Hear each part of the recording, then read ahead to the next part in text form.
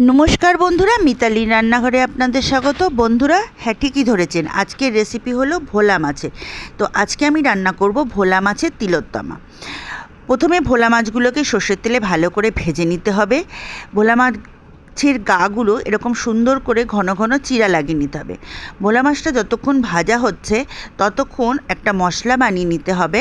যেই মশলার মধ্যে থাকছে অনেকটাই তিল, যেহেতু তিলোত্তমা, থাকছে নারকেল, থাকছে পোস্ত, সর্ষে, কাঁচা লঙ্কা, নুন, হলুদ পরিমাণ মতো, সব কিছু একত্রে ভালো করে বেটে নিতে হবে।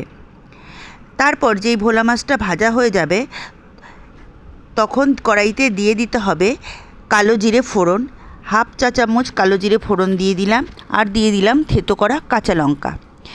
দিয়ে একটু নেড়ে চেড়ে এবার আমি যে পেস্টটা বানিয়ে রেখেছিলাম সেটা জল দিয়ে ঘুলিয়ে দিয়ে দিলাম, একটু নুন আর একটু হলুদ ওপর থেকে দিয়ে ঢাকা দিয়ে দিলাম। ঝোলটা ফোটার অপেক্ষা। ঝোলটা যেই ফুটে গেল তখন আমি মাছগুলো এর মধ্যে ছেড়ে দিলাম। মাছগুলো দিয়ে মিনিট 4-5 রান্না হওয়ার পরে যখন ঝোলটা একটু কমে আসবে তখন মাছগুলোকে হালকা হাতে একটু উল্টে দিতে হবে। তারপর আরেকটু হতে দিতে হবে 2-3 মিনিটের মতো। 2-3 মিনিট হয়ে গেলে তারপর গ্যাসটা বন্ধ করে ওপর থেকে ধনেপাতা দিয়ে দিতে হবে।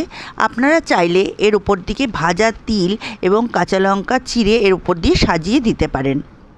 বন্ধুরা, তাহলে আমার এই ছোট্ট রেসিপিটা কেমন লাগলো আমাকে অবশ্যই জানাবেন। আমার রেসিপিটা যদি ভালো লাগে তাহলে লাইক, শেয়ার, কমেন্ট করতে ভুলবেন না।